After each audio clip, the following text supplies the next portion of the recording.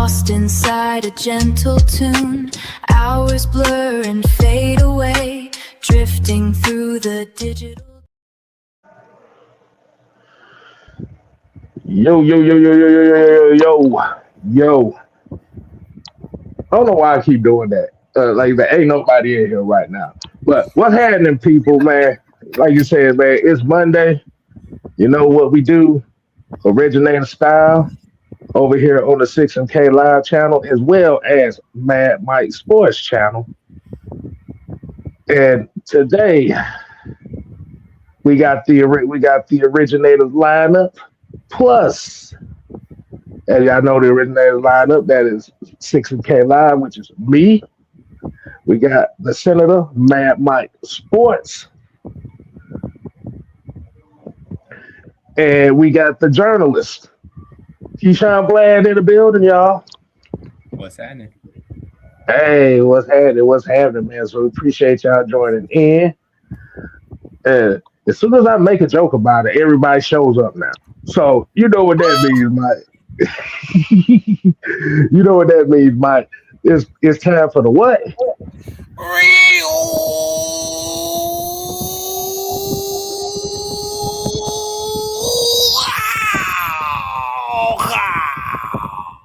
See, I get better with it. You know what I'm saying? I'm getting better. Yeah. Exactly. See, he could have sounded like Martin. He was like,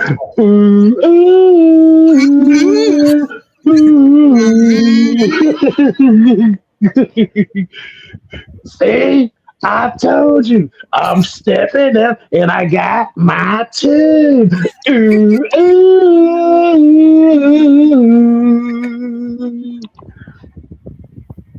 I don't even know why I did that. I just wanted to do that.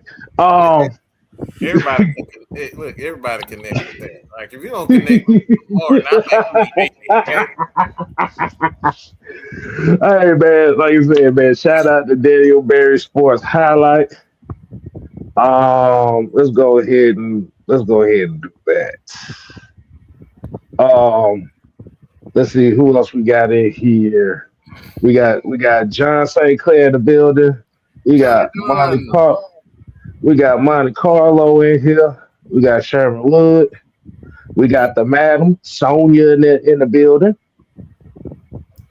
We got T. Treyway. We got Vincent Moore. We got Ski in the building. Hey, so before we get started with the main topic of today's episode, you know, I always have to ask everybody, man, how's everybody doing this evening? Mike, Keisha, how y'all doing this evening? Great. It's hot, but great. Okay, good. What about you, Mike? man, since he said it's hot, it's humid as a mug up here. Good God Almighty. I know. See, that shit threw me off guard. But hey, I wasn't expecting that. So I want everybody that's watching this show right now to do me a favor, do me a solid here. And Sonya already did it, but I want everybody else in this chat to throw in their red and their black. That was the most conservative way of saying that. Please throw in your red and black. Red and black, motherfuckers! Put your hand up! Put it up, nigga. Put it up. Put it up, nigga. Put it up. So what you say? We're going to stick everybody up for them to put their red and black in the chat. Absolutely. This will stick up. You know what? I'm taking that back because I don't want no old stuff coming back to me. I ain't sticking nobody up. My bad. Well, you put a cause behind it though. Like you said stick up, put up your red and black. There's a difference. Rep your set. Rep your set. All right. There you go, Keisha. See, Keyshawn already fitted. He knew what I was going with it. Rep your set. All right. So, as I said, man, like appreciate y'all showing some love. Like you said, you always make sure you hit that subscribe button if you're new to the channel. Make sure you leave your comments in So make sure you go ahead and engage with the people in the chat. And I don't know why that came on. And also, when you get a chance after the show, make sure you go ahead and hit the hype buttons for these live shows so you can help with the algorithm and engagement to get the content out. So today we're going to kick this off a little different. Mike, Keyshawn, we're going to have ourselves K Styles first 15 of today's show. Okay. All right, you ready, Keyshawn? So as you already know, the premise is the first 15 plays of an NFL game are usually scripted. Mm-hmm. So the premise of today's show is we're going to take a comment, a random comment. That's why I say your comments are very, very important in these videos. I stole this idea from Mike, y'all, so just let you know I did that. But today's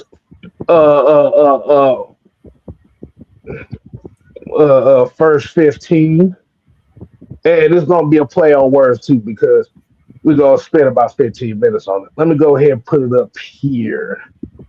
And I want to get y'all thoughts on this. Let me see, make sure I did put it in here. All right. So there's a comment that we saw that we picked out. Shout out to Gene2VNM Squirtle.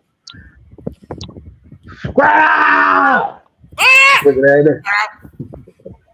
All right, and the title of this is called the Atlanta. I don't know why I put the Atlantic, but we'll give a fuck.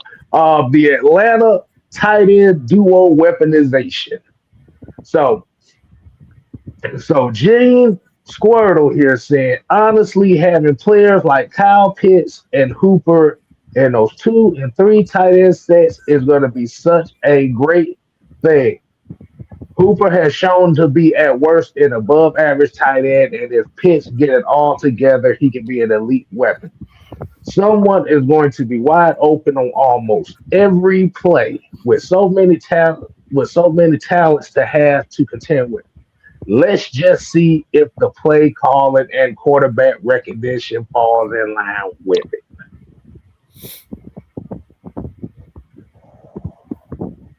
So I'm gonna let Keisha kick us off rough point on this, man. So from your perspective, how important or how do you feel about Austin Hooper and what can he brings to this offense, especially for Kyle Pitts? Hooper makes life easier for everybody.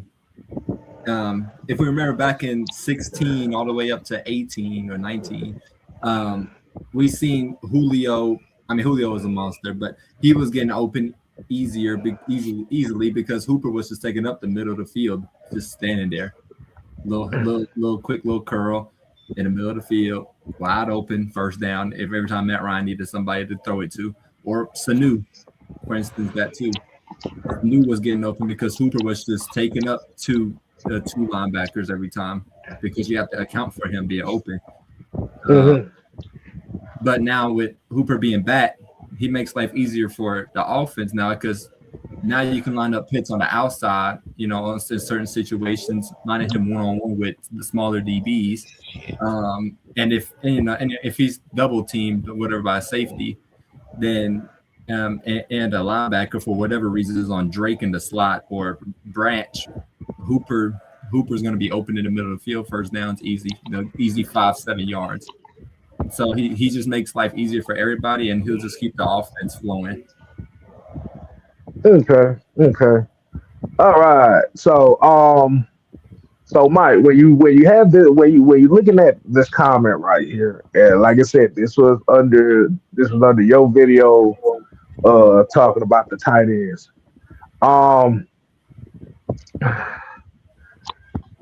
How important is Tommy Reese into getting the best out of these two guys in your thought? You know what's really weird? What's up? I was gonna save this for my members and break it. Excuse me, breaking this down. But I think it's.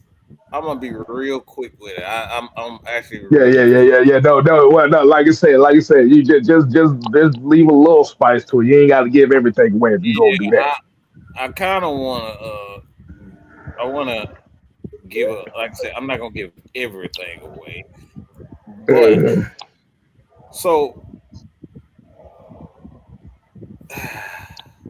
Come on, zip it, zip. Okay. All right. So here we go. I got it.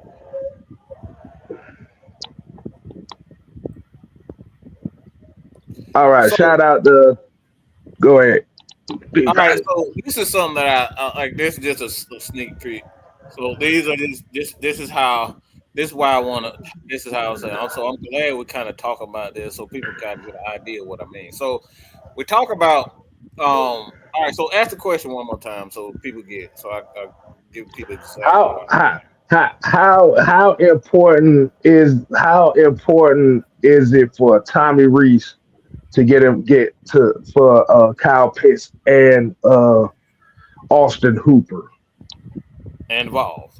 So what are you looking at this picture from here? All right. You looking at this still. What do you see when you look at this still? Okay, we see what everybody likes to call the dreaded pistol formation. A pistol Uh, formation.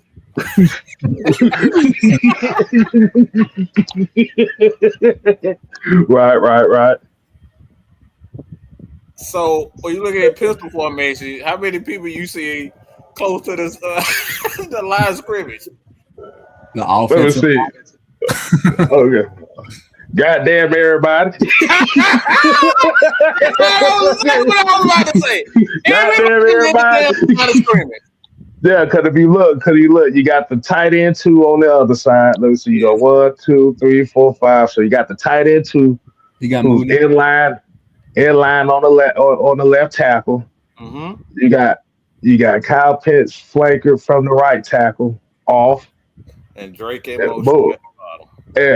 And if Drake starting off, yeah, because Drake started off on the left side, so everybody's going to be kind of compacted in there. So pretty much Drake is going to be your guy that most likely is going to be your outside leverage guy. Yes. So when you look at this is why I say Tommy Reese is going to be uh, really instrumental because by looking at this formation, what's the first thing that's coming out of your mind and where the ball is going? Just looking at it. I'm looking at the formation now, seeing the defense. You got 1, 2, 3, 4, 5, 6, 7, 8, 9, 10 within 5 yards of the goddamn line of scrimmage. They in that box. Well, where the ball going? Where do you think the ball going just by looking at this? Either Drake or Bijan, one of them two. It look like it's gonna be an out route. What side of the field? What side of the field you looking at this? Well, from the formation side, it look like it's gonna be on the strong side, most likely. So Which is the right side, y'all. no ifs, ands, or buts, right? Right. You know where this ball is going. This is going between passes. See, this is one of the reasons when you talk about predictability with your formation. That's the reason why you want Tommy Reese. Because the thing like this, the Falcons played in the pistol formation more than any team in the NFL. They played in that pistol formation. That's all they played in for the most part. And like I said, you'll probably have to get to what I really want to talk about, and that's I'll get to that for the members. But essentially, what I'm saying here is, one, you got Darnell Mooney right at the top. Like Darnell Mooney, this is a screwed up formation because Darnell Mooney is one of the worst wide receivers that we have from getting off the press. So that's already blown up because he's so weak. He's one of the absolute. And let me add the context. The pistol has been complained about for this team last in 2024 too, y'all. So Mm-hmm. And this so is so one of the like main reasons. So not only it where people know exactly where this ball is going to go, it's only going to two. Maybe it's only going to end up going to two people. It's going to end up because going to Bijan for the check down, or it's going to Kyle Pitts if he's open. And if one of those wide receivers get open, because the safeties in this formation, it's hard for those guys to get the ball down deep. Why? It's because you're vulnerable to the blitz. You're vulnerable to mm, protection. So what happens is, you quarterback, when you're vulnerable to protection, the first thing the quarterback is designed to do is do what? if you see the if you like if your job is to recognize pressure. Mm-hmm. And if you looking at this defense, you're looking at 10 in the box. You got one safety that's beyond 5 yards of the line of scrimmage. So Mm-hmm. this is a pressure package defensively, or this could be one of those, like you said, just basically if they are they could expect at least one guy or two guy to blitz with the defensive To line. get that ball out quickly. So you only have Hmm. limited space when you Hmm. get that. There you go, T. Lord. It's up. It's the ball. When you see these many guys in the box, you don't have time Hell no. to still drop. Still, Hell no. you got time for that because 10 people in the damn box. This is the Hell reason no. why we're saying. This is why I'm saying this is what Tommy Reese, because Tommy Reese, he utilizes his wide receivers a lot more. He spreads the ball out. So when you have these compact formations like this, Boy, the that shit are is smiling from calm. ear to ear. They smiling from ear to ear when they see these small compact events. So this is the reason why. All right. So that's just a Mhm. snippet of what I was talking about. So that's Okay. goes into what I was saying about um this Atlanta Falcons offense and Zach Robinson was absolutely foolish, just constantly using the form. It's not the pistol formation. The pistol formation is to slow down the edge. So that's why you got the guys in the middle. You see all those linebackers in the middle of the put. See, Mhm. they're designed to take on the guards in the center. So it's difficult for the center to get out to the second level because damn near all the second, third levels are in the second level. Damn, the second level, hell, all the motherfuckers in the first level, All of nigga. it. So the offensive line can't be look, as look, explosive as they look, look, they want to. look where the line of scrimmage is, and look where the linebackers and the one safety is. Yeah, they 3 yards Exactly. from the line of scrimmage. So, Bullshit. I'm looking at it. Hey, kill. kill. whatever, And whatever the fuck alert that I have will get somebody. Hey, it's like, hey, Kyle. What we're gonna say? Banana red. Run that 5 yard stick or something. that's the reason why you give. It's not a lot of space, and players need space. And in this formation, you got three of your top wide receivers on one side of the field. So it's only Yeah. one thing the quarterback got to do in this situation. They Got got mad. go down to the They took. running back or find somebody quick. He don't have time Yeah. to do anything else. Right. That's The one that and I'm gonna just leave this little tidbit so you might be able to save it on your on when you mhm. do the show for the members. Yeah. Like I said, the one saving grace of this right here is that Kyle Pitts is off the line of scrimmage. That's the only saving grace. That's exactly it. So this shows you how vital and how vital of a piece that he is to create space. So this is why he want to become a Mad Mike member. We're gonna break stuff down like this a whole lot more. Um, Uh, but like I Hold said, on, whoa. Wait a minute. Let me see. Okay, never mind. It was a first and 10 situation too. this is first and 10. Okay, Now, okay. I was just want to make sure. Mm-hmm. I got a question. Would it be smart to like send Pitts on a seam up the middle? Well, it If will they be are smarter blitzing? because the thing is it would be smarter to send him on a crossing route because what's gonna do? You got two linebackers. You essentially got three guys in the middle of the field. Who's gonna take Yeah, Drake? One of those safeties gonna follow Drake, and the corner has to play outside coverage. He can't play inside coverage on that because we play inside coverage. It's gonna be easier for a guy like Drake to take over the middle, and then Kyle Pitts to come right behind him. So he has to. The guy has to take. The thing about this type, see, we saying too much now. Yeah. But as far as back to the comment here is yeah, I think this duo is definitely going to be nice. And based off the based off the visual that we did use and that we just saw,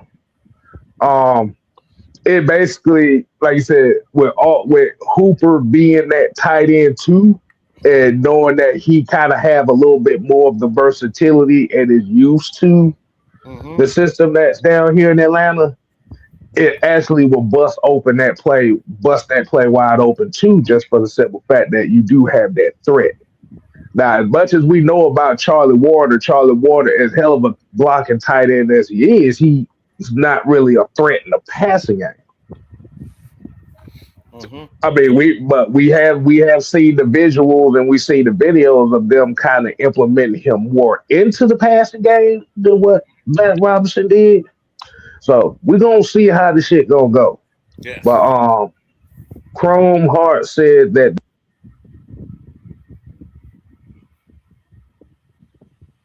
hold on. Let me see. There you go. Well, oh Lord. There you go. Hello? Can you hear me?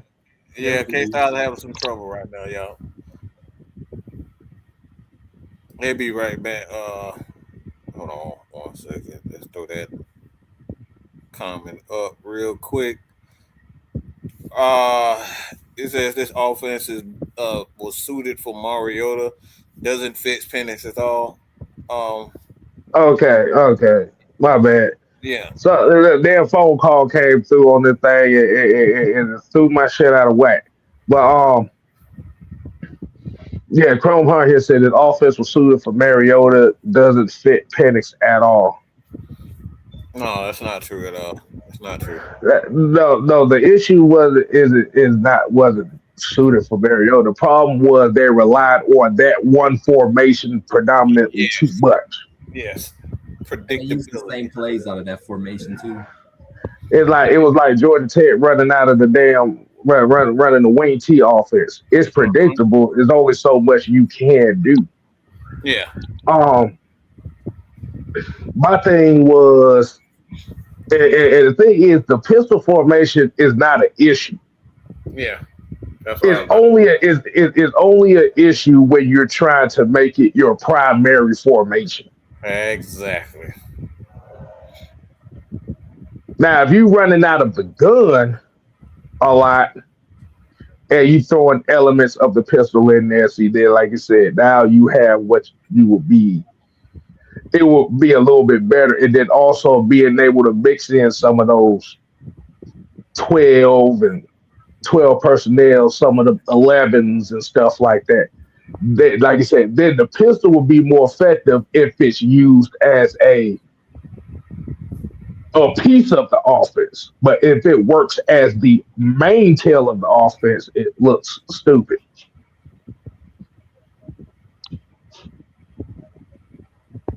As the ATLQ, he came in. Yeah.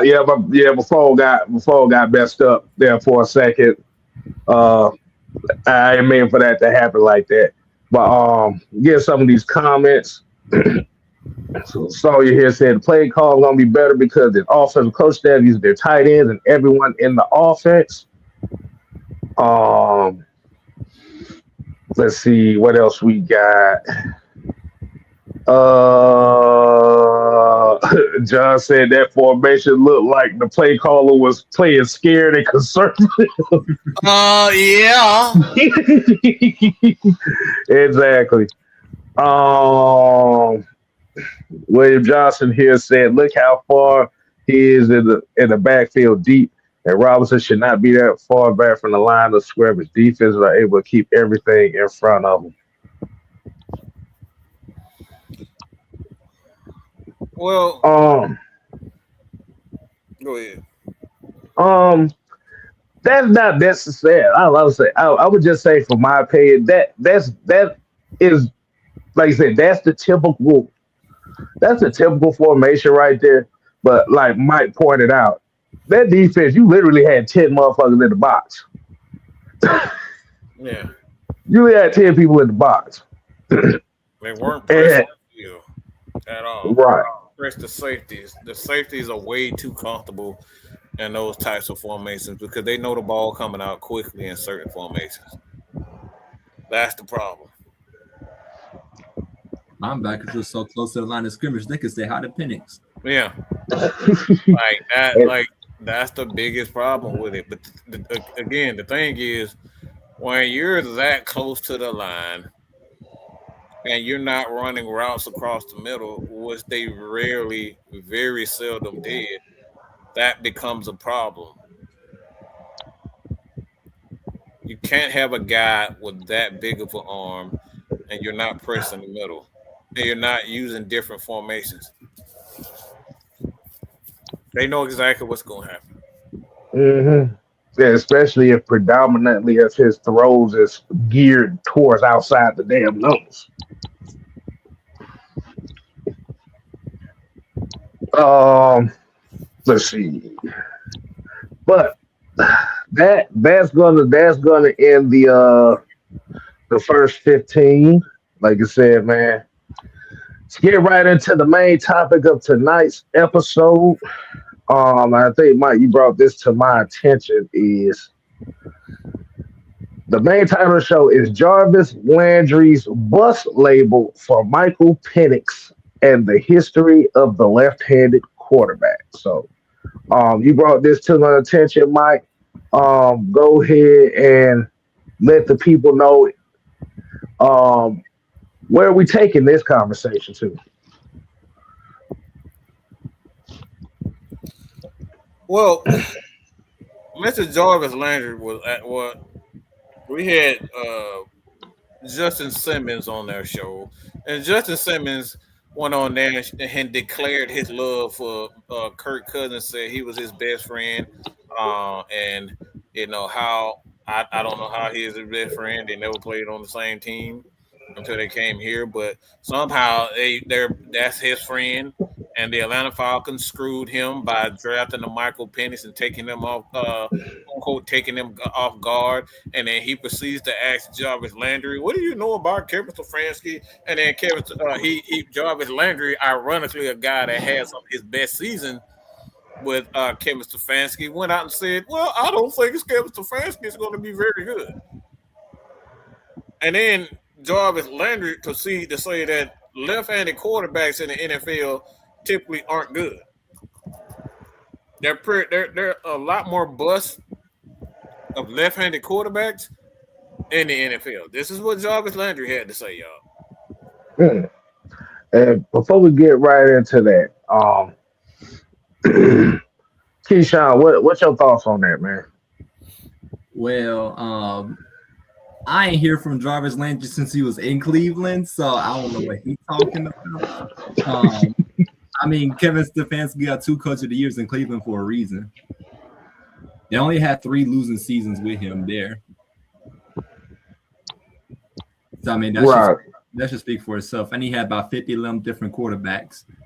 Because 50 them times. Because they either were hurt or they just straight up sucked. Yeah. I mean, Baker's arm was falling off in Cleveland. Then you had Deshaun Watson over there, they're playing 2 games. You got Joe Flacco, he old. Dorian Thompson-Robinson somewhere in the UFL doing whatever he doing. Don't forget Bailey Zappi. Yeah, Bailey Zappi. I don't know if he's still in the league. I think he in the UFL too. Yeah, Get Jameis Winston. Oh yeah, Jameis. Jameis is he's a good backup. But like, what good outside of Baker, which Baker had good years under Kevin? What good quarterbacks has he really had? Or project quarterbacks that could actually be something? I just think Penix has to be something. We've seen it. Well, yeah. And I think what's going on right now is I think everybody's kind of riding the pine with this Michael Penix bus conversation right now. And I think it just goes back to what we talk about. We talk about, like you said, the impatience of the position for the Atlanta Falcons. Because this is not really a conversation you really hear when it comes to a lot of other teams in their quarterback situation. And what I mean by that is you got, like I said, on average, especially if you have a quarterback that's drafted that high, even not, on average, it's about 2 seasons. Because the thing about it is you could have an immaculate first year and then have what they call the sophomore slump, and then may not recover. Because how it is in the NFL is the first year is you adapting to the league, the second year is the league adapting to you, and the third year and foremost is how do you adapt to them adapting to you. Yes. That's how the life of an NFL quarterback goes. Hell, that's pretty much out. Go ahead, Keyshawn. What'd you say?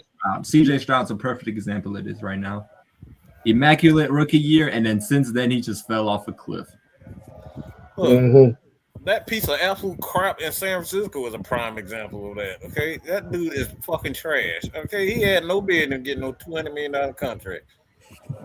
Okay, not the Purdy man. Yeah, the Purdy man. Mr. Big Cock Brock. Yeah, Mr. Big Cock. Well, we don't use. We don't use those nicknames over here. That motherfucker is just. You don't use the word cock over here. Okay, my bad. No. We call that motherfucker absolute trash and call it a day.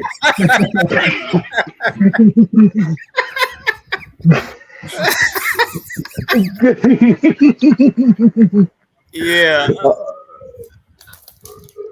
Right. Look. But, go ahead. I'm sorry. No, but my thing is, I don't like where the conversation's going with Michael Penix, and this is just me. I don't care what nobody. I don't like that conversation that they having, just for the simple fact that we haven't really even seen a full. And this is why I say it's the sins. It's the sins of Matt Ryan is what I call it. It's the sins of Matt Ryan. That's what we're looking at right now, where the impatience of the position itself is showing. And like I say, it ain't even just Falcon fans, but it's sports media when it comes to the Falcons. Because the thing about it is question marks, durability question marks and stuff, like I said, and those are valid in itself. But guess what? You keep the motherfucker protected, he ain't gonna get hurt. Yeah. You protect him from himself, and he can get better. I made the conversation beforehand where I said, hey, we are really literally the New York Jets right now. Yeah. Let me ask you. Let me see. This is why I think people are some of the stupidest people. Our Falcon fans are literally the biggest idiots in the universe because they don't like they ain't never read nothing. They don't read Atlanta Falcons stats. They don't read nothing at all. Okay, this is how I say this. This is proof. I'm about to give y'all proof of the system being a failure in Atlanta. Okay, it's one stat. One stat. Okay, we're gonna look at the completion percentage between both Kyle Pitts, Michael Penix, and Kirk Cousins. Both of these guys have about 270. I'll just round it off. About 270 attempts, passing attempts. Guess what their completion percentage is? Like 60, 62. Like 60 to 60. I say 60. About 60 to 62. I know it ain't far off.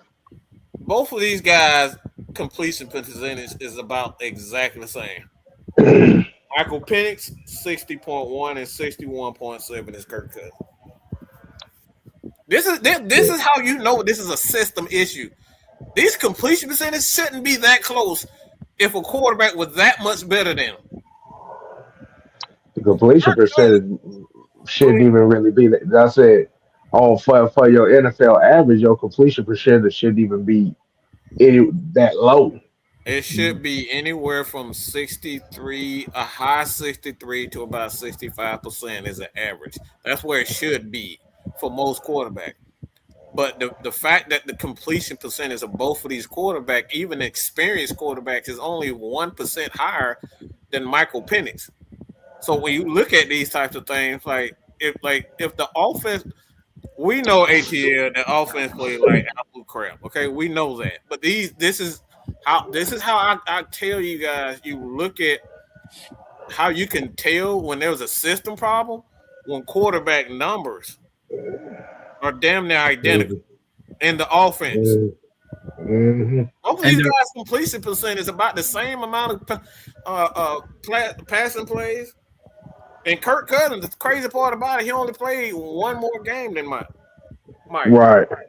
One more game. And the receivers we had, and like you said, the offense we were running. Tom Brady would have have the exact same pass completion percentage. Yes.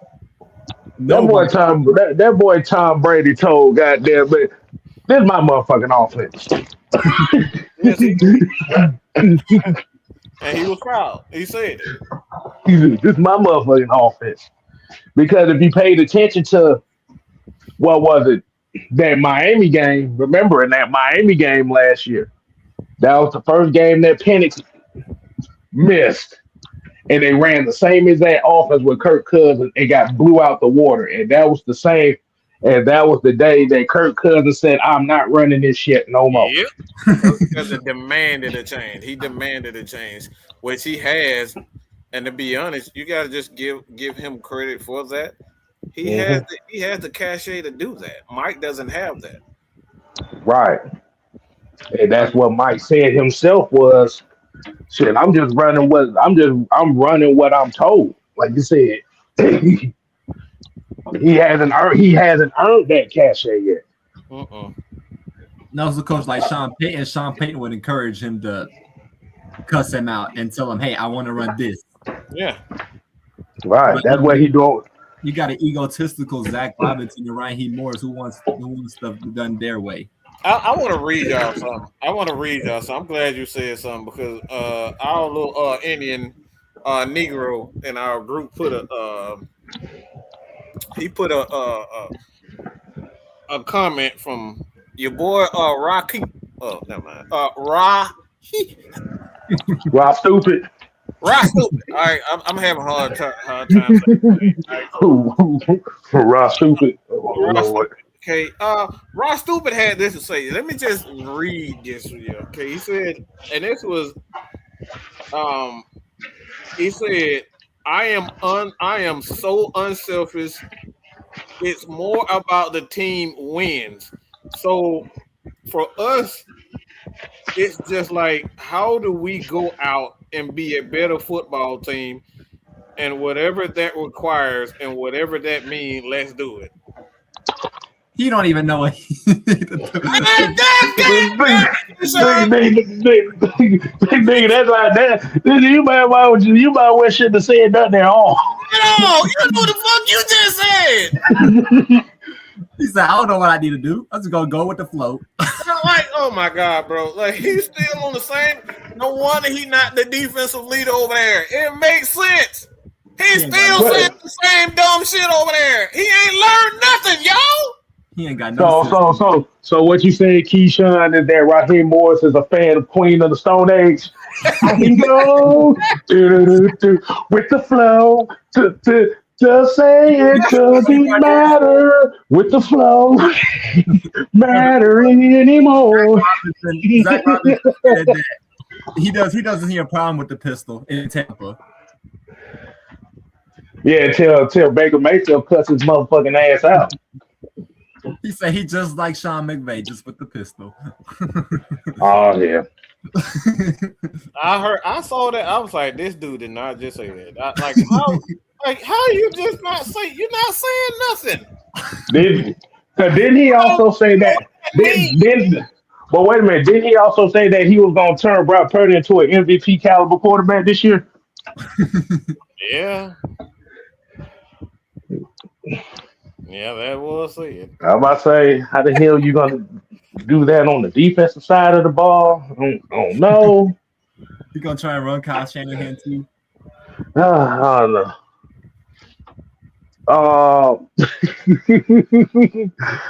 I saw that. I was floored.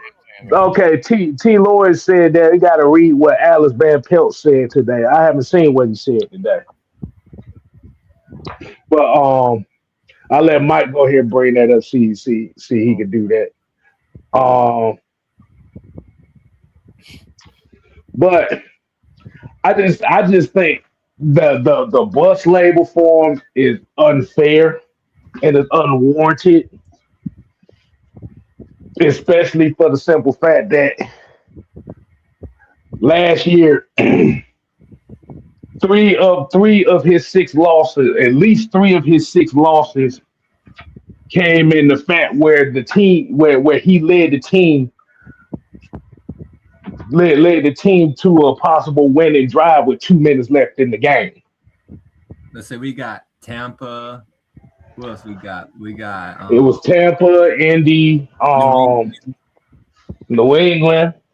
That's 3 right there. I would have won the Carolina game had Elijah Wilkinson not injured him. Yeah. It was 3 games.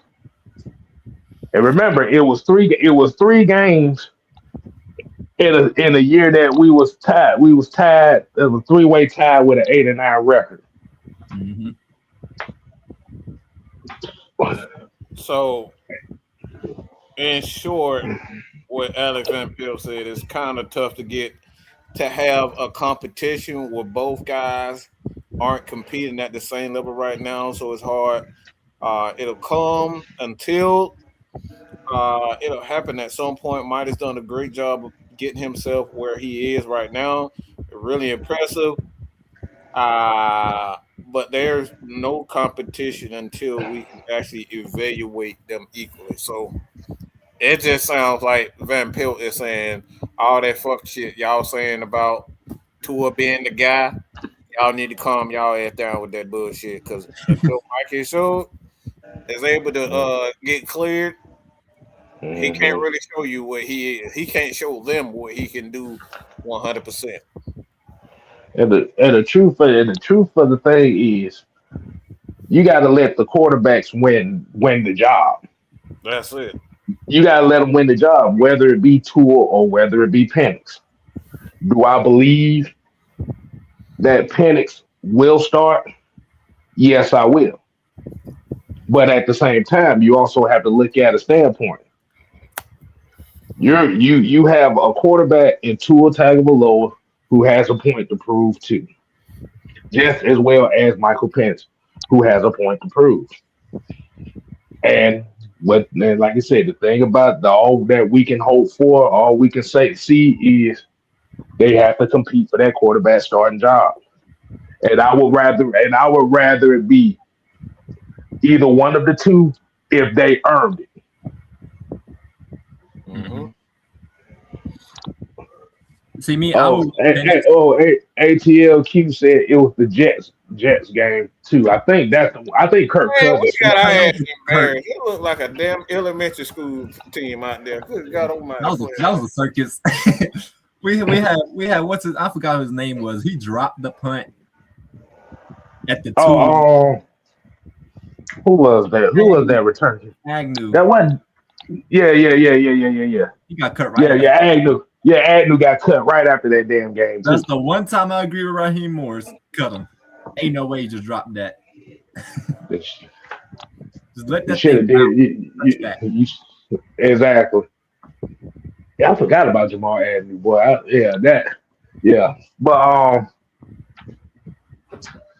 But yeah, I don't like the conversation that's going around with Penix, especially if we haven't really seen the full scale of what he can do. Mm-hmm. Especially if he's been handicapped by the fact by predictability and one-sidedness.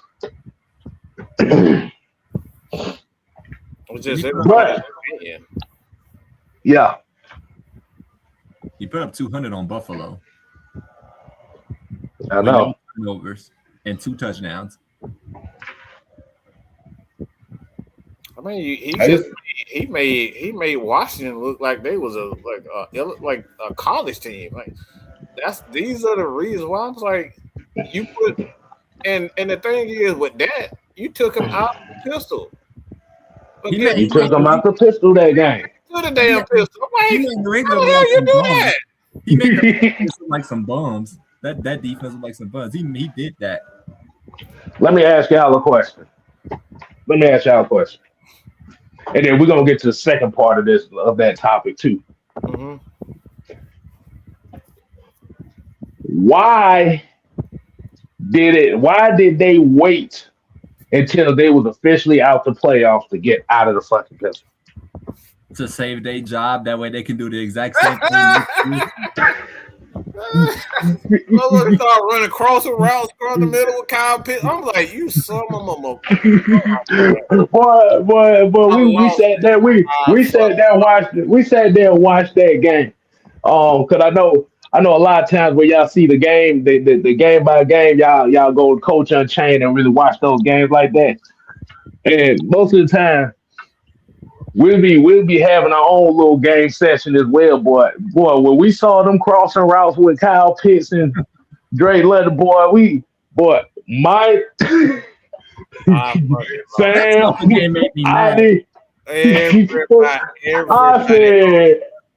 I said, wait a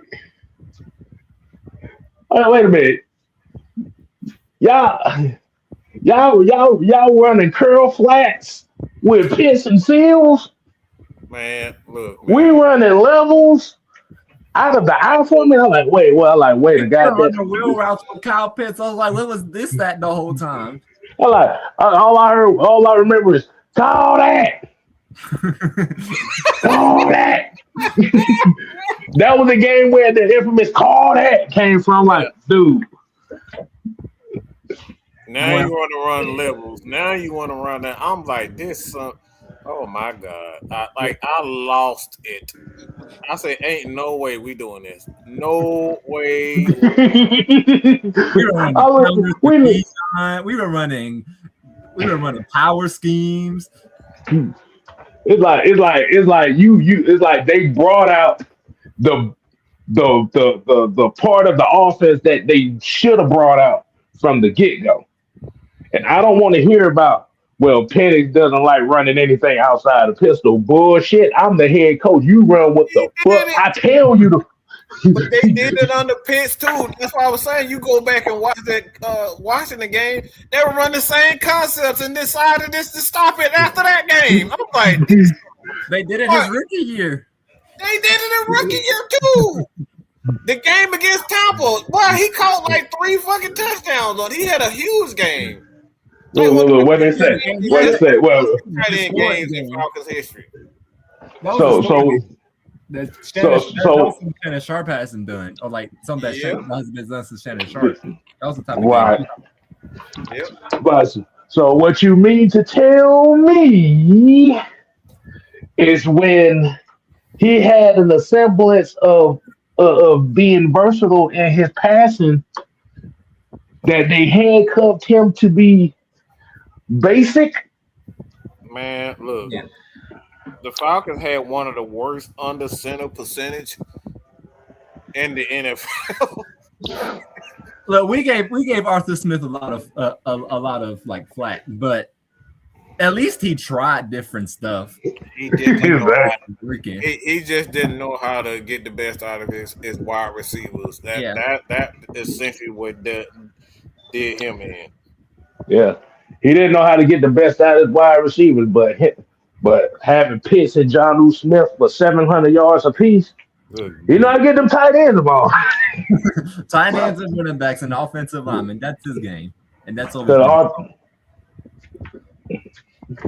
Yeah, but I want to get to the second part of the conversation, and that is the history of left-handed quarterbacks, and this kind of goes back to the Jarvis Landry conversation.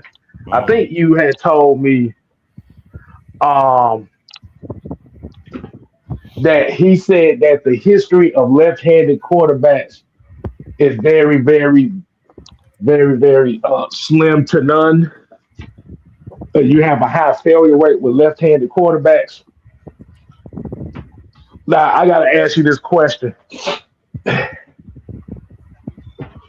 How many left-handed quarterbacks in the history of the NFL has ever suited up for a football team? And that's my question to everybody watching and everybody on this panel. Mm-hmm. How many left-handed quarterbacks do y'all know suited up in the NFL throughout its entire history? Well, according to Google, it says only about 30 left-handed quarterbacks have played in the NFL.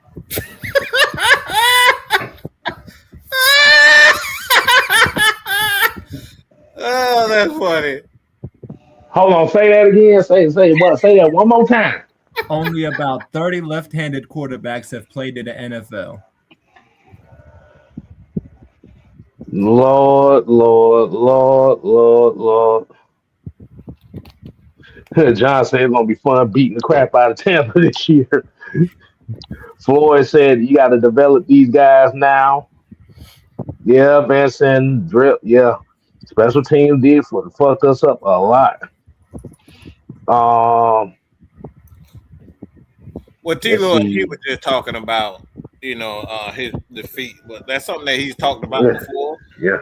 But it's like if your feet is in the right place, or your feet, you're doing the right things with your feet, the ball is going to go wherever the feet go. So that's essentially what he was saying. So he kind of reiterating what the footwork that he's working on with Michael Penix and Tua. Mm-hmm. I got a question. What's up? Could another thing with Penix is like mechanics being bad, with him being a pistol the whole time and him being stationary? Well, I mean, I know he had like mechanics issues in college, but it felt like it was like just shown in full display when he was in a pistol most of the time. No, it goes back to what Van Pitt was talking about, the types of routes. Like your footwork. If you're gonna have a guy in the pistol and he's running all the time, like if you're gonna have, for example, if the wide receiver running a fade route and you got him running while trying to run a fade, like it's things like that won't work. Fade routes are typically better when a quarterback is stationary. Mm-hmm. You see what I'm saying? And turn and using his footwork, it shows a turn a certain way. So that's why Matt Ryan, if you ever look at Matt Ryan, he always talk about having your feet turned a certain way, because if you open up your hips, the ball is going to go wherever your hips are. So if your hips are pointed one way, the ball is going to go the other way. So that's why you always look at the guy's hips and his feet as a quarterback. So it really just depends on where he is. So for Michael Penix, since he got that long, elongated throwing motion, typically what you want with him is to make sure he can do that inside and out because he's a rare type of quarterback. He got the ability to move as well as stand in the pocket.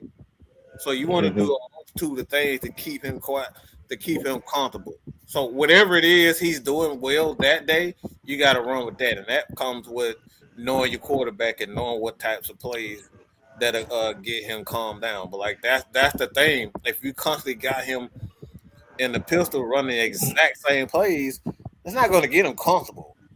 You're going to get him stuck. That's going to get him stuck, not comfortable. Yeah. There you go.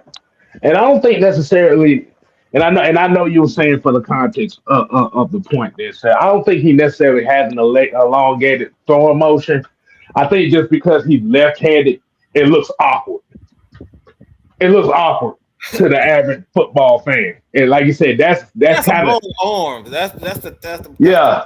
His long, but it's not like Mike Vick. His passes coming from a wide receiver standpoint because his arm he got long arms. Vick didn't necessarily have long arms, so it looks from a wide receiver coming out. It looked different coming out because he's left-handed and because he got long arms. Yeah, and I think and also too and what Keyshawn said is like 30 quarterbacks have suited up in NFL history. Like, come on. And he said it's a long history. Of course, it's going to be a long failure of bust. And this is the context that he didn't use, which doesn't surprise me at all because I knew the narrative that he was trying to paint was that both of the Falcons quarterbacks were trash. That's what he really wanted to say. Yeah. But he didn't want to say it in that standpoint. There have been two Hall of Fame quarterbacks that have been left-handed. That's Steve Young and Ken Stabler. I think Boomer Esiason ain't in the Hall. No, not according to AI. Okay. They put him as a notable NFL starter and Pro Bowler. He was good at his time. I'll give him that. Yeah, boom. Yeah. Now, as far as Hall of Fame, like I said, I just wanted to get a clarification on that. Yeah, because I'm asking these questions as I'm going right now. I don't have no script or nothing right now, so I'm just I'm asking questions off the cuff here. So, if you have thousands of quarterbacks that come into the NFL, thousands in the history of the NFL, but then you said the losing rate of a left-handed quarterback is worse.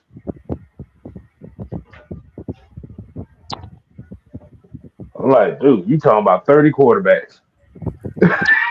Like sometimes you just know when players done got hit upside the head too many times. Like, you're talking about the 100 years of football. And we're going to base Michael Penix's career on 30 quarterbacks. In 100 years of football, NFL football. Probably by only a third of them probably been good. So 10 good left-handers, which is a pretty high number, if it is. If it's let me see, because like you said, Ken Stabler, like I said, Boomer Esiason, Steve Young. And the crazy thing about it was when he used the example of it, he used Mike Vick as the example of an exceptional left-handed quarterback. So this is another case style before you go. I got to throw this in here. But the percentage of people that are actually right-handed versus left-handed is literally 90% of the people in the world are right-handed and 10% of the people are about left-handed. So this is literally one of the stupidest fucking comments you get. Like, it doesn't make sense. Wait a minute. So you telling me baseball? Yeah, most left-handed folks play baseball. Yeah. So that's So about you 8. tell us so you telling me I'm in the 10%? Yes. Cool, cool, Yes. cool, Yes. cool. In case Styles, you always in a minority. Mm-hmm. I know, man. I need to get some reparations for being a minority. How about that? I mean, Georgia Tech, He's the 40 acres of the beauty. Lefty, Yeah, look. Georgia Tech, left-handed, unholy alliance, Matt Ryan Brigade. Matt Ryan Brigade. Um, hey, I'm used to it, man. Hey, I love it. But I think that's kind of unfair to go down that route because just by the case of like that, by Jarvis Landry standards, if you're a left-handed quarterback, you shouldn't even be in the NFL Yeah. based on that logic that he said. Yeah. That means I Desmond might be, Ritter. I might be looking too deep into. I might be, or what they like to call it, spinning the narrative. But what it sounds like to me, it sounds like left-handed quarterbacks should not be in the NFL. That's what it sounds like he's saying. I mean, in that case, we have a whole bunch of Desmond Ritter starting. How about that?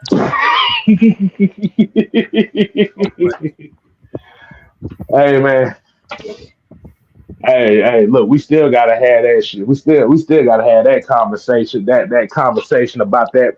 You know what? I'm gonna say that conversation. That's gonna be our closing. That's gonna be our closing conversation right there. I want to speak about. I want to speak about the trait that Matt Ryan had that we're looking for in the quarterback position in Atlanta right now. So when you look at what's going on with the rotation of quarterbacks in the Atlanta Falcons over the last 5 years,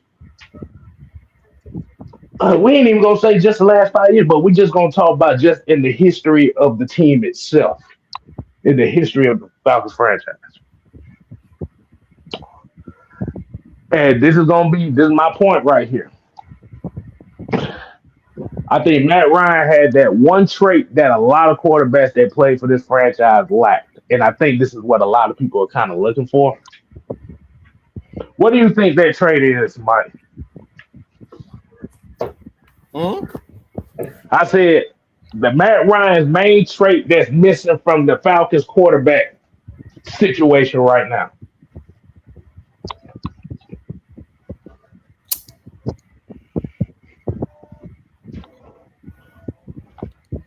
Um, One of his biggest traits that I say that he has that we really haven't seen this franchise have since he left or since he's been here, and that's the ability to tune out the goddamn noise. I mean, I don't think Mike listens to it. I really don't think he listens to it. I just think, that is a main, but I think I would probably say that he just got people on his side. Right. And I mean people inside the organization. Like, wasn't Yeah. nobody, like, the GM wasn't saying no to Matt, like they are saying to the quarterbacks Right. here, Right. to go along with what you said. But, like, Yeah. everybody was trying to give Matt everything he wanted. They wasn't saying no to Mike. They wasn't saying no to Matt. When he needed a tight end, they went out and got it. When he needed a wide receiver, they went out Right. and got it.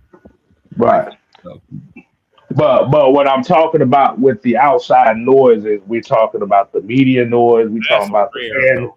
That's rare. But that's what I'm saying. That's what I'm saying. That kind of trait we haven't really seen that in this Falcon organization I believe because Mike has it though. I don't think Mike listens to any of them things. yeah. People be saying. Because I think what it is with Mike, I think we have to see the success come with it as well. Mm-hmm. I think that's what we're waiting on.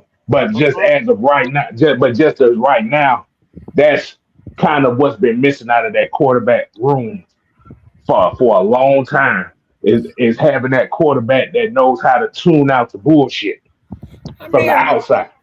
if you had that dumbass Zach Robinson actually calling something other than a goddamn a deep out, like shit, we'll probably see it. But damn, like Mike ain't Yeah, even get the opportunity to showcase any of his skills. right. What these two guys did last 2 years. Because if we look at it from a standpoint, and I'll even go to Mike Vick with this. Mike Vick didn't have this ability, Mm-mm. and it was proven when the Mike Vick experience started to get stale, and Mm-hmm. the expectations started going up with Vick. And I saw it Mm-hmm. in 2000, what was it, 2006. And when the expectations went up, and he started to get a little bit of that those fan jeers, his body language changed, and it was over with for him. He wasn't feeling it. We seen it with Mariota. That's what happened to Mariota. That's what happened to Dez. Dez couldn't tune out the noise, and damn near went into a mental psych ward behind that shit. Oh, y'all didn't hear about that story? You heard about that story, Keisha? What? About Desmond Ritter had to go to a psych ward. He Oh, I had to did not go. know that. He had to go. He had to go to therapy. He had to go to mental therapy after this shit with the Falcons. Oh, I did not know that. Mm-hmm. Yeah. Then you had Taylor Heineke. He couldn't handle the noise. Kirk Cousins really couldn't handle the noise neither, because you saw what the fuck happened right then and there. He started throwing everybody under the goddamn bus. That man started telling on everybody.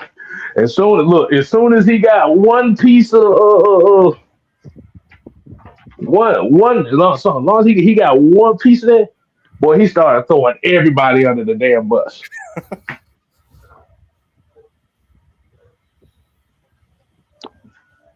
But no, But I haven't seen anything that suggests me personally that Mike can't take any criticism because, like, shit, they've been criticizing him ever since they drafted him. hmm It's not like he'd been playing terrible. yeah, but like you said, it just goes back to what we talk about. It's the fanfare and adoration of Mike Vick that everybody that doesn't play like Mike Vick down here is going to get criticism no matter what. Of course it is. I think it has everything to do with that. If you can't run like a ninja jumping in a tree, look, they don't want you here. But like I said, like with Tua being here, and you're kind of getting like that the news playing Tua and Penix against each other and being unsure of Penix. This is actually a good thing for him because I want to see if he could take this and if he wants to grasp that QB1 position, take that shit and run with it. And like you said, not only run with it, but be the quarterback that we potentially think you can be. Mm-hmm. And that will prove to me about the mental toughness of that quarterback position. Because, boy, I'm going to tell you right now, playing down, if you're a quarterback coming to the city of Atlanta, I'll be honest with you, it's worse than New York. I'm going to tell you something. Atlanta is the city of Atlanta, and we're talking about just kind of like the main media focus of it. It's worse on quarterbacks than the New York media is on quarterbacks. I don't know, man. They might be the same. Mm-hmm. See, they just look outside of this Jackson Dart thing and Donald Trump thing right now. We ain't talking about that part. But I mean, they're out there booing Russell Wilson when he was that one toe on the field. They was booing that man. Mm. At least we gave Kirk some grace. A little bit. No, we talking about. But like I said, they gave him grace until. And what I mean by this is we're talking about quarterback expectations. Yeah. How the idea of the prototype of the quarterback that needs to lead the Falcons into the promised land. This is what I'm talking about. But it's mostly like the older heads, not y'all necessarily. It's like more like the older heads that be like, oh, Matt Ryan wasn't this quarterback ain't that. It's more like the younger generation that's like, okay, let's give it a shot. See what happens. If it don't work, move on to the next. Yeah. So my question to you is, what is your timetable for a quarterback?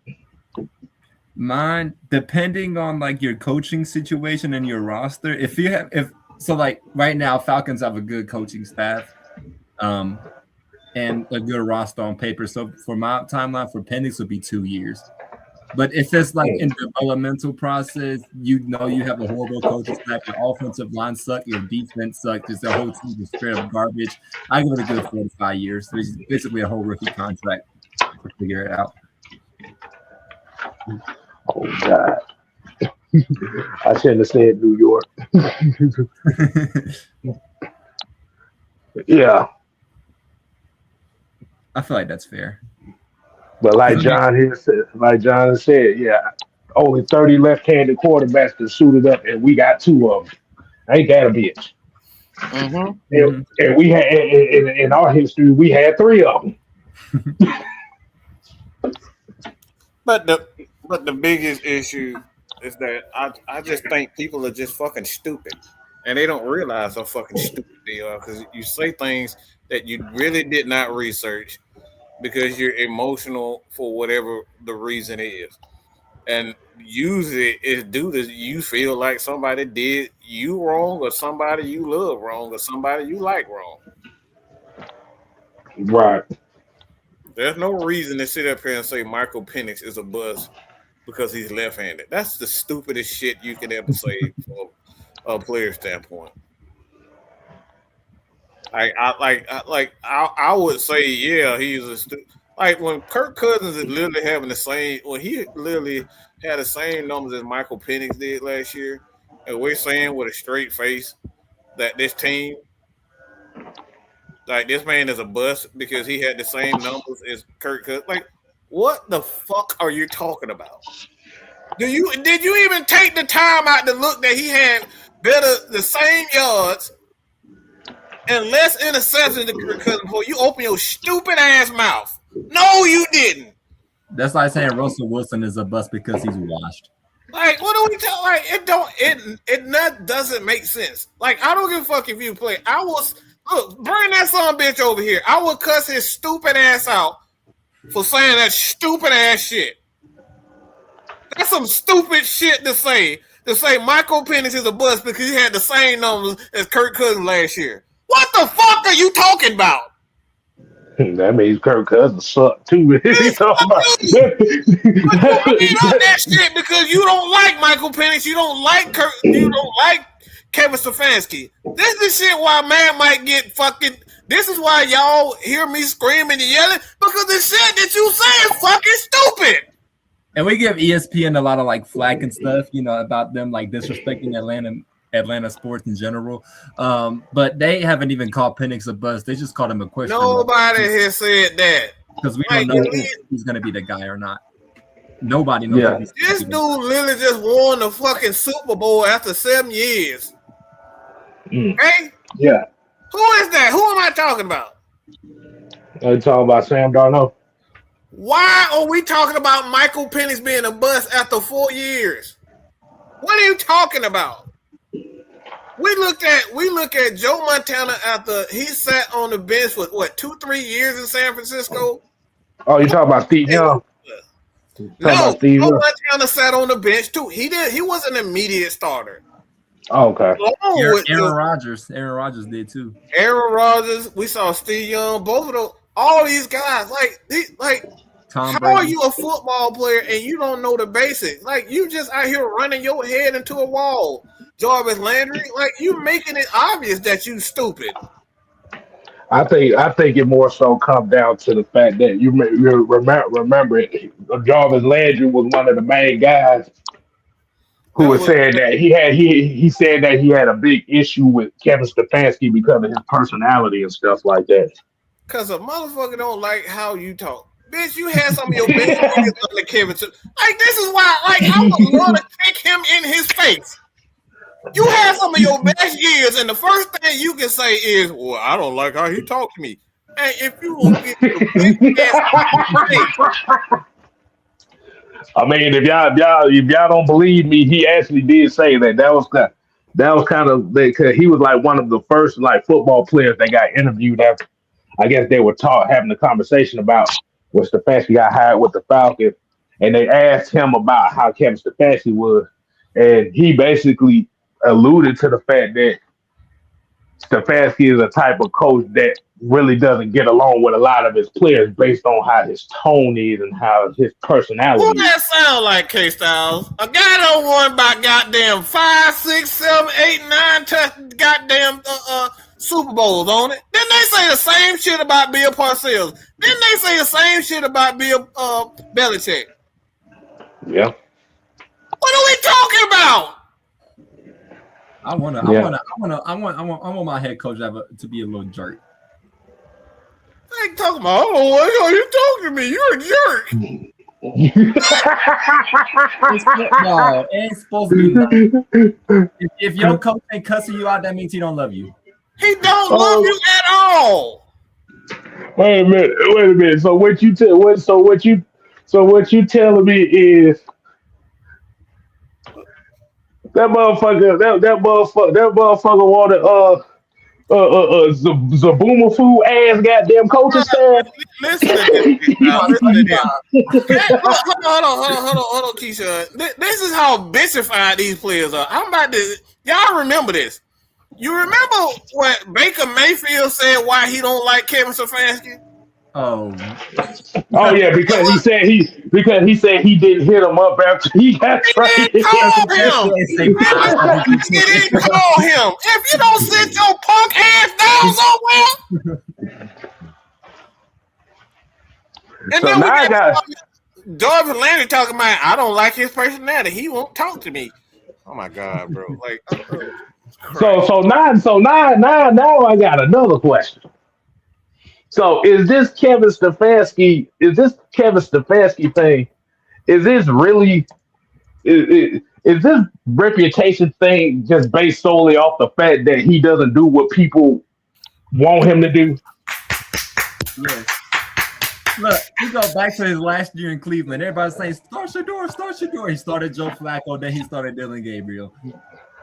Before the final 5 games, he decided to start Shador just to see what that right there, K Style. That right there, Key. That right there. He do what he want to do.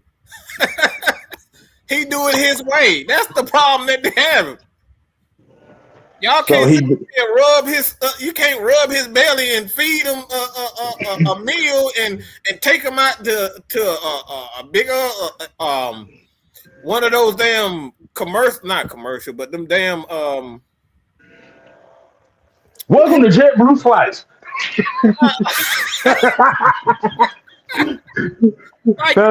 My hand. That's the whole problem that they have. Look, them teeth that the Raheem don't fade. It don't phase Kevin. You can't smile at him. You can't take him out and try to bribe him. That's the problem that they have. So just based off of what I've interpreted from him, and I kind of understand it, it's basically a personality where I'm gonna give you the respect, but I ain't gotta be sitting here kiki ha smiling in your face all the time. Mm-hmm. So I'm looking at Cleveland's schedule last year. They beat 2 playoff teams last year. Yes, indeed. They beat the Steelers and the Packers. Okay. And they beat a fully healthy offense in Cincinnati. There you go. They lost to the Ravens by 7 points. Mm-hmm. By both games combined. Yep. What are we First game, talking about, man? first game against Baltimore, they got completely blown out. But Joe Flacco just sucked the second half. Okay, that usually how that goes. They usually get blown out one game and then it'll be close to another game. It just They lost. depends on the year. They lost to Minnesota by 4 points. 4 points, okay. Some of these are complete blowouts, but Cleveland just sucked. They lost to Buffalo by 3 points. So Okay. I mean, they weren't bad. I mean, they were horrible, but they weren't terrible to where like they just sucked. That everything. offensive line was garbage. It wasn't even trash. That shit was below the trash, beneath the earth, making oil. That shit was terrible. They couldn't do anything. Yeah, because I was about to say, didn't they cut their starting tackle at the end of the year? Yeah. But they replaced that whole offensive line. They cut that entire offensive line. Yeah. So essentially, what it just comes down to, man, when it comes to Kevin Stefanski, there's nothing wrong with having expectations for the coach to come in and do what they needs to do right away. Although a lot of times we look at, and we will look at the situation in Cleveland. And guess what? The Atlanta Falcons ain't the Cleveland Browns. We're a much better organization. Much better. So the thing about it is you bringing in a coach. And this is why I'm gonna keep saying this. They basically brought Kevin Stefanski in because his personality hasn't changed even with all the outside noise that was brought his way. And even if we did wait out for Kubiak, everybody was on the Kubiak train like me. But even if we had waited out for him, he still would have been just like Stefanski. They're the exact same person. They come from the same exact coaching tree. And that's what Don was talking about. It's like they all come from the same coaching tree. It's all the same thing. The issue that comes down to is when it comes to Stefanski, it's more non-football than it is football. Well, it's more of quote unquote political reasons, more so than just the coaching itself. Yes. Like I said, the Cleveland Browns, the Atlanta Falcons are not the Cleveland Browns. You brought in a coach. You brought in a coach who's already the most despised nigga in the league right now because of Shedeur Sanders, which ironically gonna be working with a guy who was the most despised quarterback, the most despised athlete in the city of Atlanta's history. So they kind of got that in common. Let me throw some numbers out here to you, kid. What's up? The Atlanta Falcons organization. This is why I say y'all got to be kidding me with this Arthur Blank hate. The Atlanta Falcons history under Ranking Smith. Okay, 32 seasons. They got 184 wins and 284 losses. Boy, that's something. Pretty bad. It's a lot of 2-win seasons. Mm-hmm. I mean, they went through a 10-year period where they didn't make the playoffs. Yeah, they went through, and most of the that's the Kim McCulkin era. There you go. But they nearing 500 with Mr. Blank. They 195, 197, and 1. So like they're nearing 500 with them. So we're closing in on being a winning organization. If we have a winning season this year, we officially become a winning organization. 10-7, that's the goal. Yep. All this stuff is crazy. All this stuff is insane when people say that Mr. Blank is just not a good owner. He's a very good. That's bad, bro. So you saying that? So what you saying that the narrative is that Arthur Blank is a worse owner than the owner that tried to get rid of the team? Wait. I just thought about that. Let's put that into perspective. So you're telling me that the owner that wants to keep the team in Atlanta is worse than the owner that wanted to get rid of the team? They ain't do their research. That's why. They don't do no research. They listen to everything that goes on at 92.9 the game and 680 the fan. They don't care. They don't take a half a second to Google anything. You heard the new thing? They already picking out teams Michael Penix gonna play for next year. Yeah. Oh, you hear about that? Yes. So that means in 2027 we're gonna be picking another quarterback. Mm-hmm. Man, like I don't want one of these quarterbacks coming out. We're picking another quarterback this year, y'all. According to everybody else, we're picking another quarterback. Only two that have shown some type of promise. It's only one guy that I want. It's only one guy that I want, but I don't think he's coming out this year. And that's Manning. Outside of that, I don't want nothing else in college at all. I damn sure don't want him going to Stockton, so y'all can go to hell with that bullshit. I don't want him neither, but at least he's shown something. He's shown something, but again, it ain't a lot of quarterbacks that I'm excited about. But like you said, that's what I'm saying though. So according to 92.9 and 680 the fan, we possibly may either see Penix get traded this year or traded next year. So we're going to be in the market for another quarterback, y'all. And guess what? It's not even a guarantee that two are going to be here next year. So we're going to be looking for two quarterbacks next year. So both quarterbacks will be go. So essentially what I'm saying is get ready for quarterback 8 and 9 in 2027. Oh my God. No, we don't like listening to Roddy because Roddy's not gonna tell the complete truth. He gonna tell part of it. So I don't listen to Roddy no more. I love him, but Roddy loved to leave out critical details. Let's do this with the quarterback room. Since we're getting new quarterbacks next year, let's make every Georgia fan happy. Let's get Justin Fields and Stetson Bennett. Look. At this point, I don't even know where the fuck to go here. Because the thing about it, if they don't play well the first year, we gonna be screaming for another quarterback too. Damn, bro. Quarterback 7, 8, 9 in 6 seasons. Good God. Mm-hmm. If Penix just plays like Sam Darnold, we'll be fine. I think all you just do. Look, man, just take your time. Like you're not gonna we don't need you to like I said, we don't need him to be the hero. We just need him to be don't fuck it up. Yeah, Sam Darnold, Jalen Hurts, don't mess it up. Don't fuck it up. That's all you gotta do. Don't fuck it up.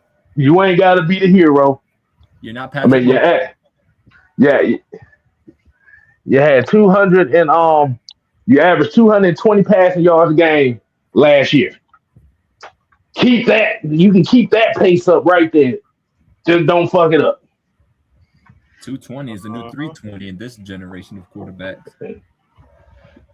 Yeah, but the thing about it is, it also goes back. It all goes back to what I say too. You don't need an elite quarterback to win the Super Bowl neither. So, not anymore. Well, not really ever. You don't really need. Just build a team properly. That's it. Mm-hmm. I think people are starting to realize that slowly. Yeah. Look. I'm mad. Look. Me and Mike been saying that shit since 2020. My goodness, man. We've been saying that shit. Damn ball came from? Is this run the damn ball?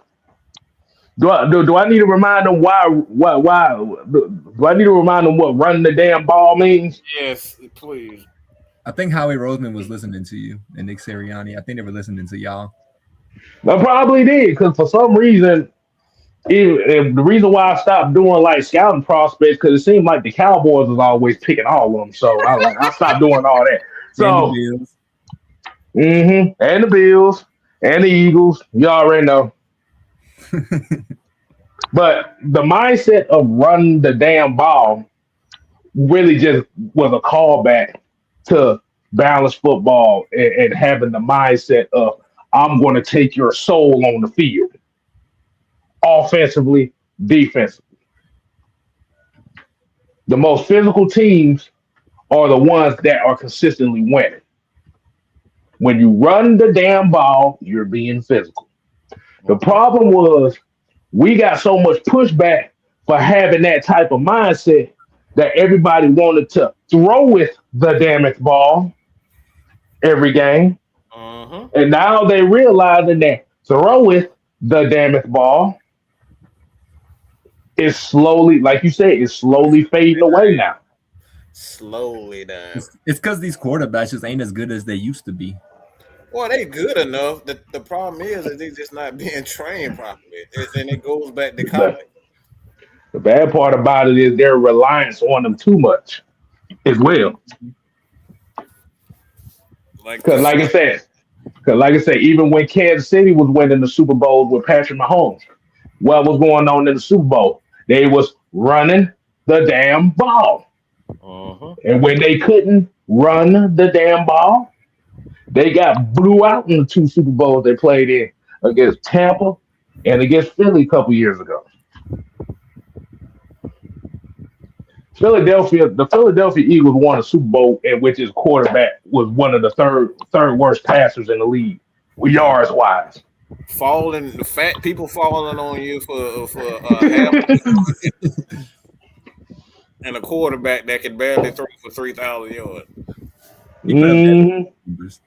And don't tell me Michael Penix can't win. Okay, I don't want to hear that bullshit. Here you go. Here you go, drip. Fans said the Falcons run the ball. No, don't need it. That's what in trouble. He just started listening to everybody outside of the in the Falcons fan base.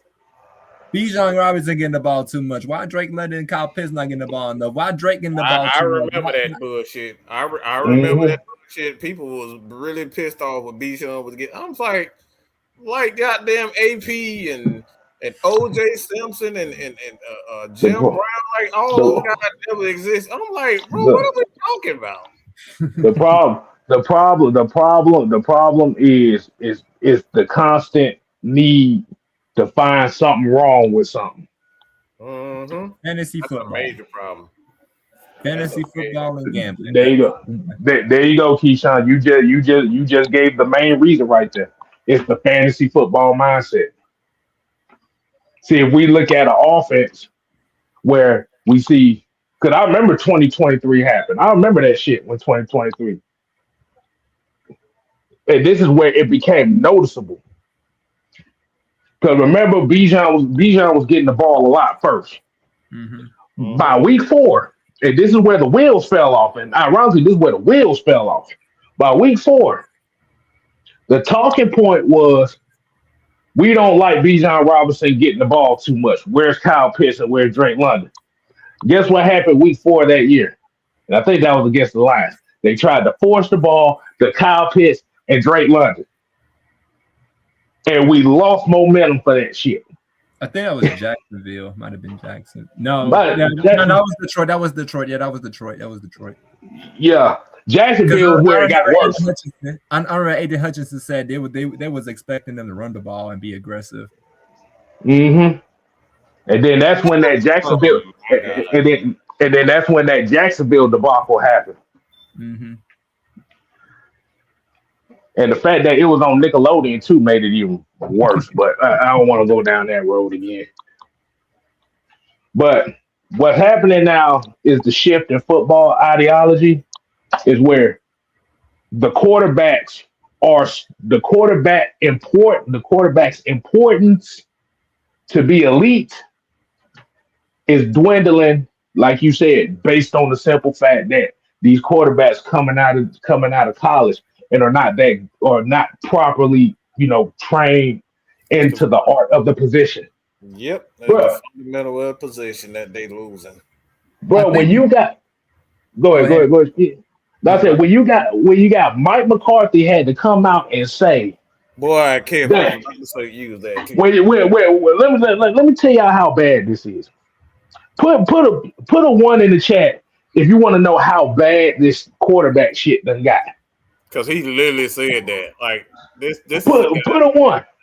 Put a one in the chat if y'all want me to hear a reason as the reason why I say this shit is getting bad. guy. It's funny. It really is freaking hilarious. Mike McCarthy said Google said one of the wildest things that I ever seen. Okay, we got to get a couple more in here.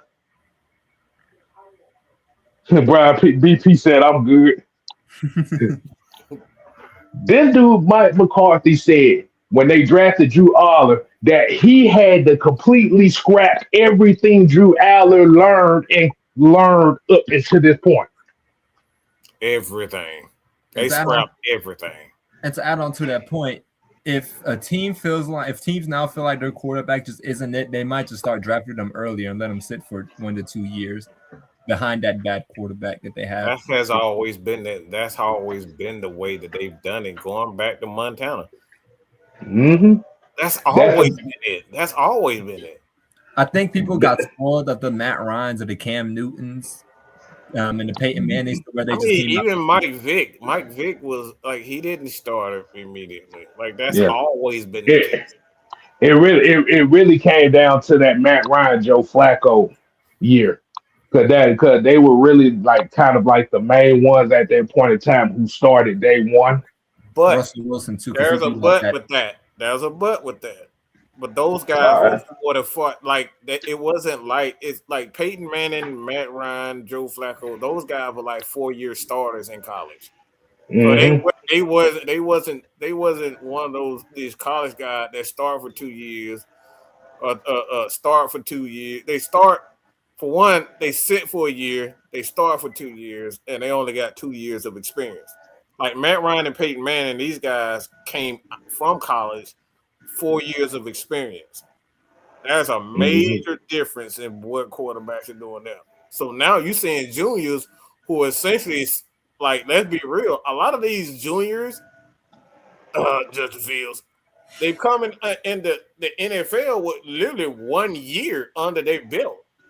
Trey Lance. Trey Lance is another one of those guys. Boy. But like they don't That's have it. experience. The impay the it's what it is it's the impatient. The thing is the NFL markets the quarterback as the end all be all position in the NFL. Mhm. So what ends up happening is the teams are looking to bank off the quarterback position's success off rip. You're trying to create new stars in that quarterback room. Mhm. But the problem is like you said, when you literally have guys that's coming in who only had one breakout year Yep. and probably had two like backup years or something like that. This is the average quarterback that's coming in now.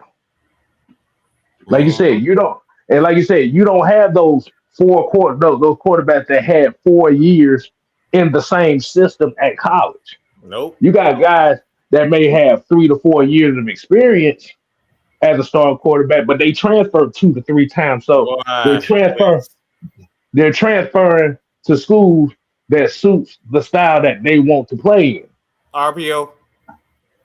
i.e. Justin Fields. The Just transfer using him for an example. Mhm. the transfer portal needs to be changed. There's gonna be some type of like regulation or whatever to it. That's what they trying to. That's what they trying to. That's what they trying to do. Because the thing about it, the thing about it is it's really hurting the quarterback position a lot more than people really giving it Yeah. credit for. Mm-hmm. Because at least by position, they should have a limit on it. what? So like a quarterback can't transfer into their third year in college or something like that. Mm-hmm. Oh my God! Hey, look! Hey, Mike, we got Mr. Styles in here, man. She just popped up. She wanted to say hello to everybody. Oh yeah. I was reading the comment. Mm-hmm. And that's what we talked about shit earlier about Mm-hmm. Alex saying, like, look, I know y'all want to crown. Like, I'm glad he said it. He had the guts. Like, I already like this coaching staff because they have the guts to come out and say it. Like, if they start running with a narrative, they don't sit back and say, yeah, we're just gonna let y'all think what y'all think, and just let the media run with it. Like they shut it down, and I love the fact that Alex he shut it down because everybody was painting this picture that Mike was gonna he was gonna be sitting. Like they didn't say nothing about that. They just said he was gonna be, and I talked about this earlier. All they said is he right now, Tua is the one that's able to play. Mike just ain't able to play right now, so we can't get idea of who the better quarterback until we actually see Mike. Like the only competition they're having is 7-on-7. That's about the only thing. But that's it. That's not really a guarantee. And that's a controlled environment with 7-on-7. 11-on-11 is a little bit more free.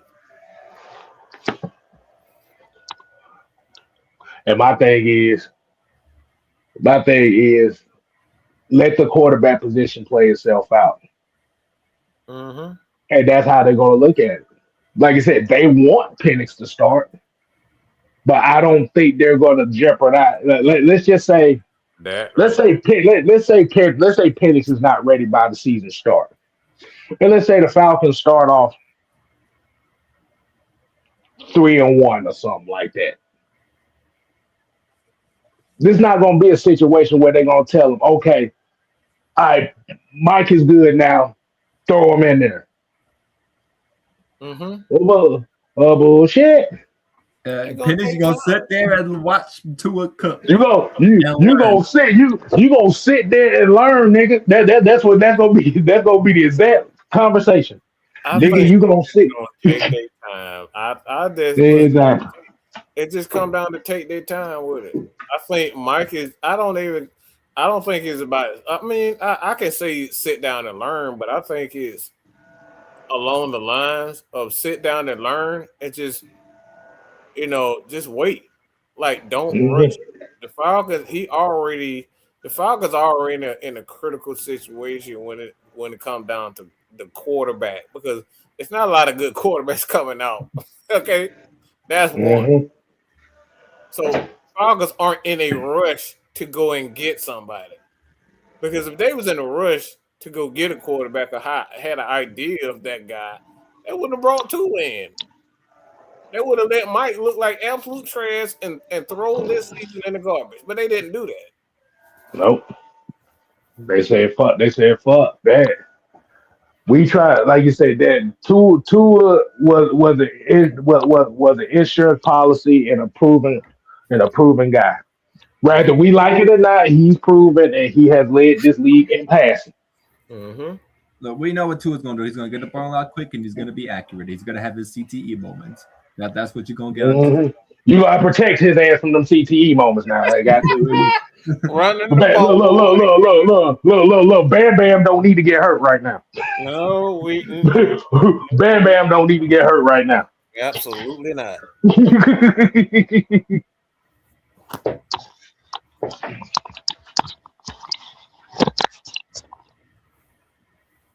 And William Johnson said,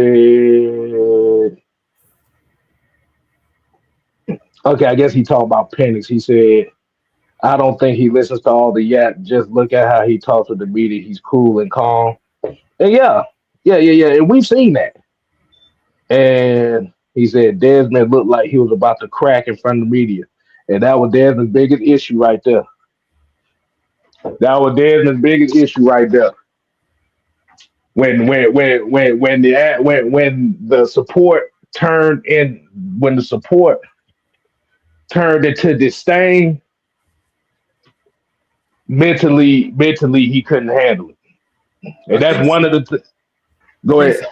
I think some quarterbacks just can't handle the pressure of playing for a big market city. I think that's what the problem is because we've seen Sam Darnold go from New York to Seattle, two completely different markets, or from New York to Minnesota. He looked like a completely different quarterback going from a big market to a smaller market. It's a different type of expectation, though. Like you say, it's a different type of expectation. Yeah. Because the thing about it is, with it kind of being a big market team like that, the expectations are a little bit higher. Even though the team hasn't really won anything in the last almost a decade now. I'm talking about as far as we ain't been to the playoffs in damn near a decade, but it's that big city expectation that comes with it.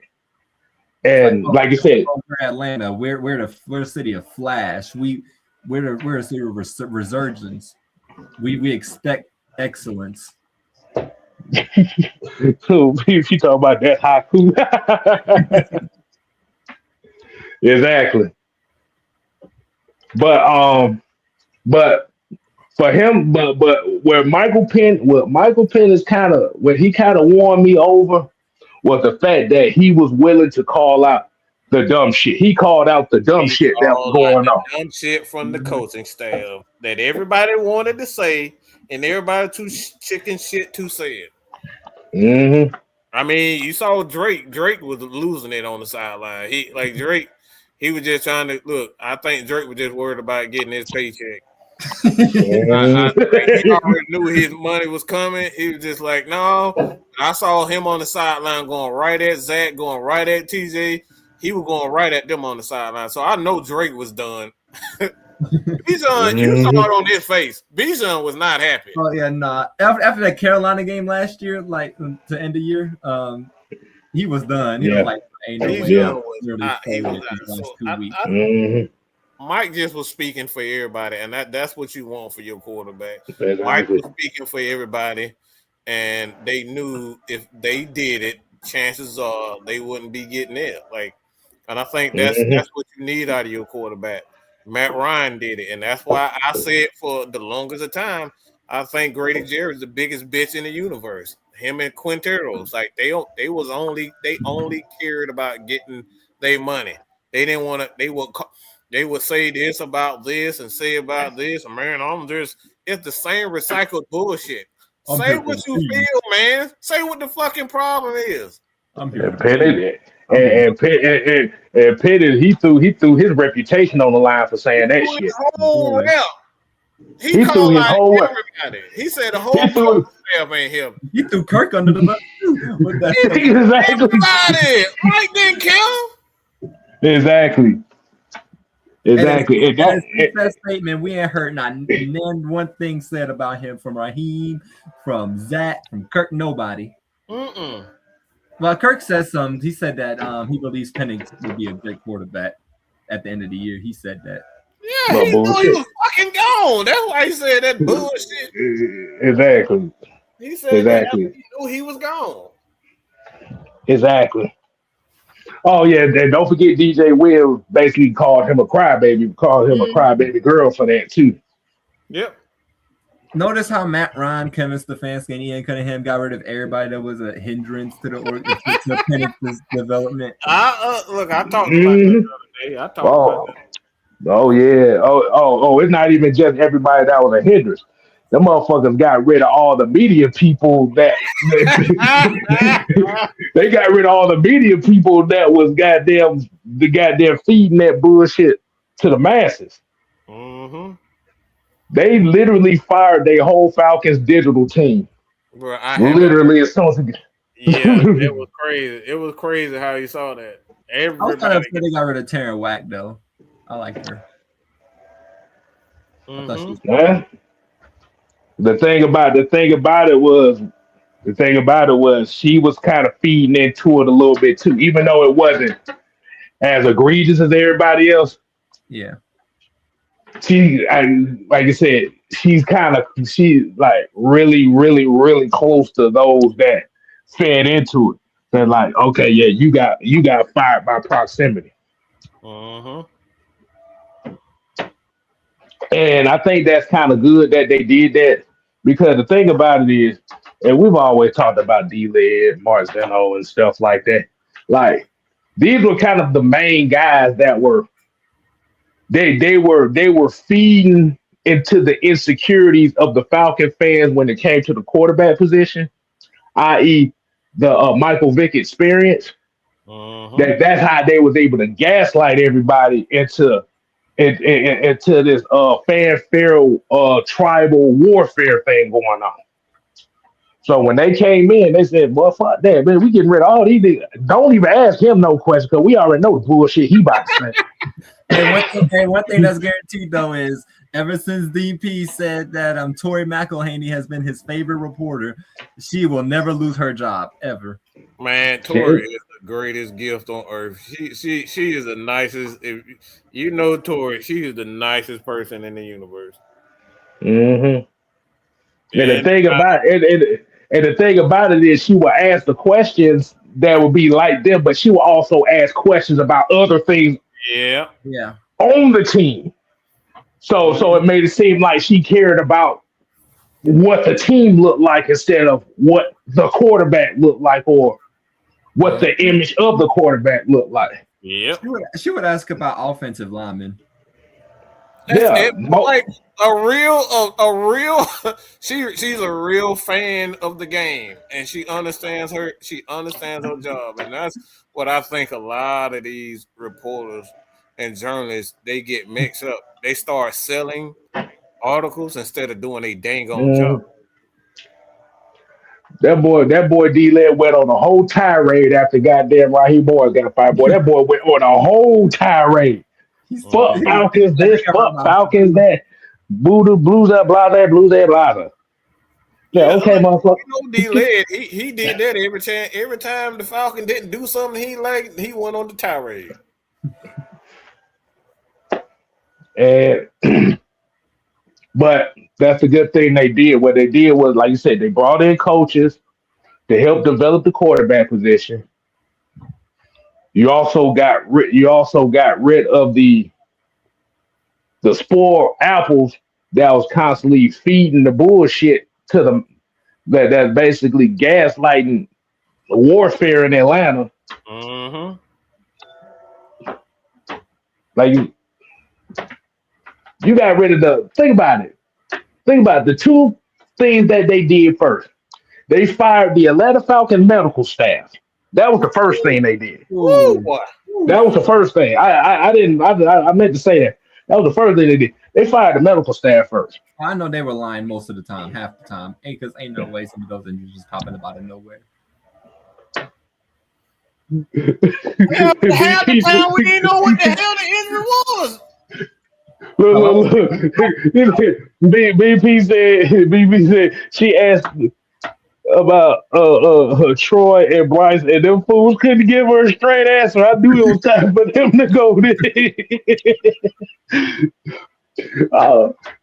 They're like, Nobody. That's how. Look, we not gonna give out our sources, but that's pretty much accurate. When they were asked about players, a lot of these journalists were sent on a wild goose chase, and I'll leave it at that. Like they did not. That's why we were trying to figure out like it was an inside joke because we were asked and we would never get an answer until one day we got an answer. And witness protection. guess what he said the answer was? Well, What's the answer? we're not allowed to talk to him. The coaches didn't want to. I said I already knew what it was. I already knew what it was. And now you got Okay. Stefanski talking about every single player that's hurt, giving updates every single time he's up there on that Yeah, podium. they weren't allowed to talk to the Raheem, Zach. They mostly Raheem. He didn't allow the reporters to talk to players. But Raheem, Think about that. Like, it's a reason why I couldn't stand that dude's guts. Okay, And Julio, he the one who started all this shit with Julio. Raheem is one of those guys that will smile in your face and stab you in the back later. He's a snake, man. I look. We're not gonna get on that, but I've been said. I don't know why y'all trust Raheem. San Francisco fans will find out real soon. They gonna find out how familiar he is to Kyle Shanahan. You know what? We should be down 28-3 against them in Atlanta just so they can come back. Nah, exactly. No, But exactly. Let me see. All right, so 5 more minutes. Damn, we've been on here almost 2 hours. Damn. Yeah, time flew by quick. All right, so if y'all got any questions y'all want to throw up in here, y'all go ahead. Y'all be willing to do so. Drill was like, they smile in your face. All in a while, want to take your place. Backstabbers.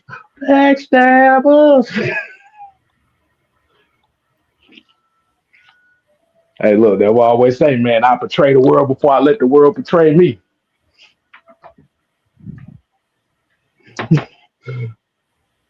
I would have got fired if Raheem was my coach. Look, I know you full of shit. Talking about I'm unselfish, bro. How you gonna say you unselfish and it's about your team and you literally fired Ike Hilliard for no fucking reason at all? You fired Ike Hilliard after after a bad game. One bad game. I would have fired Raheem after that smiling with Panthers players after we got blown out by 30. Look, that motherfucker would have got. That's the game that, like you said, that's the game that Ike Hilliard got fired on. Look, man, that man would have been thrown off the plane. Hell would have flown. No, absolutely. Smiling and you talking about some cut it, boy. I would have fired Zach. I would have fired Raheem. Both of them right on the spot. It was like Zampezi, you the offense. I've been looking 99 penalties in that damn game. Talking about all that. Look. Them first 10 weeks, boy. We was. You want me to sing the song that we was that the Falcons were playing like? You ready? They was like, please come home. I got beans and bologna. Please come home. No. I got beans and bologna. Nightmare. We're going to start out with that butter. Show you right. Nope. I got beans and bologna. And I'm so lonely. Dang it, I didn't want to do that. I ain't did that song in a while. No. See. Hey Styles Productions. Hey, the productions sponsored by Golden Nigga Entertainment. The Golden Niggas. Why I gotta be golden niggas? Hey, you better be. Hey, look. If we're gonna be winning and doing it right this year, I will be singing that one song that Mike can't stand. Yes, I will. Yes, I will. Yep, I will. I damn sure is. I damn sure is. About that, it's okay for you to not remind people about that. No, it's gonna come. Hey man, we trying to get sweet yams. Show me the way. You know what? Hey,